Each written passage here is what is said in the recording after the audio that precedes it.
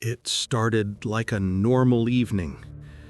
We were coming back from a wedding in the next village, me and my best friend, Kiprotich.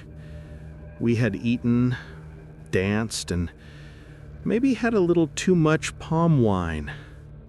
The road home was long and dark, and the thought of walking 4 more miles didn't sound nice. So we took the shortcut.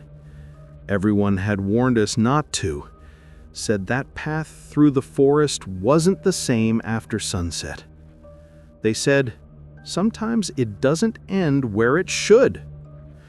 But we were young, foolish, and the moon was bright. We laughed as we stepped into the trees, never knowing that was the last time anyone saw him alive. At first, it was just a path, narrow, quiet, surrounded by tall trees that swayed like they were breathing. But after a while, I noticed something strange. The air felt thick, heavier than before. Even the crickets had gone silent. We walked faster. Every step echoed, as if the forest was listening. Kiprotich joked that maybe we were walking in circles. I laughed until I looked down. In the pale moonlight, I saw footprints in the dust. Our footprints. But they were fresh, and they were facing the other way, like we had already passed here before, heading backward. That was when we heard it. A whistle. 3 short blows from somewhere deep inside the trees. Kiprotich stopped walking. He said maybe someone was lost, but there were no houses around, not for miles. He whistled back, trying to be funny. And instantly, a reply came. 3 short whistles, the same pitch, the same rhythm. It was copying him. I told him to stop, but he smiled, said maybe it was an echo. Except echoes don't move closer each time you answer. A few minutes later, we saw it. A light ahead flickering between the trees. It looked like a lantern swinging gently in the dark. And then a woman's voice, soft, calm. "Come," she said, "you're almost home." But something about her tone felt wrong, like the words were old, borrowed. Kiprotich stepped forward, whispering that maybe she could help us out. Then I noticed the lantern wasn't moving toward us. It was hanging from a branch, 6 feet off the ground, and it was swinging. All by itself. We turned to run, and there he was. A man standing right in the middle of the path, barefoot, dressed in white, completely still. At first, I thought maybe he was another traveler, but then he raised his hand to wave, slowly, stiffly, like he was remembering how to move. I shouted, "Who are you?" He tilted his head sideways and answered in Kiprotich's voice, "Don't leave me." We ran. Branches whipped our faces, roots clawed at our feet, but we didn't stop. The forest sounded alive, like hundreds of whispers chasing us.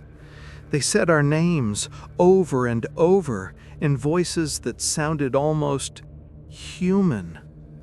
Then Kiprotich slowed down. He said, "Do you hear that? Someone's crying." I begged him not to turn around. He did anyway, and that was the last time I saw him. It was a child's cry. A sound so soft it pulled at your heart. But it wasn't right. It didn't echo, didn't come from anywhere specific. It was just there, close, circling me. I shouted Kiprotich's name, but the forest swallowed my voice. No reply. Then I heard the cry again, only this time it said my name.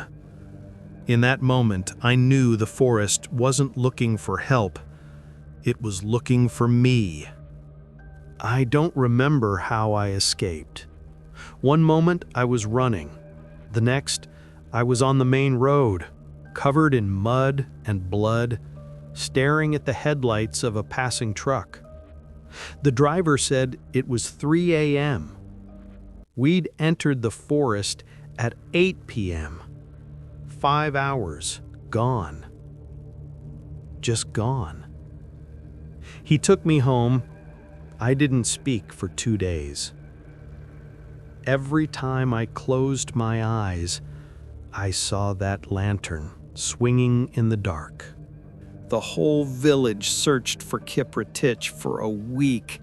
Men, dogs, everyone.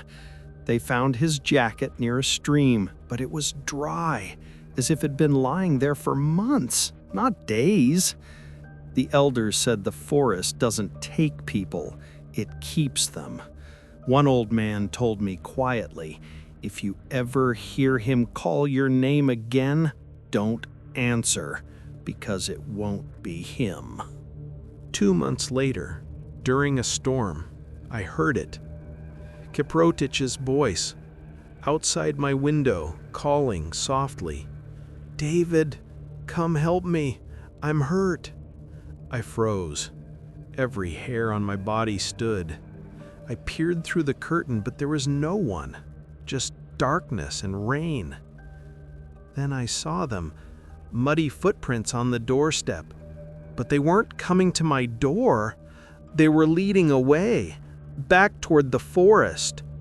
Years passed. I tried to move on, but the dreams never stopped.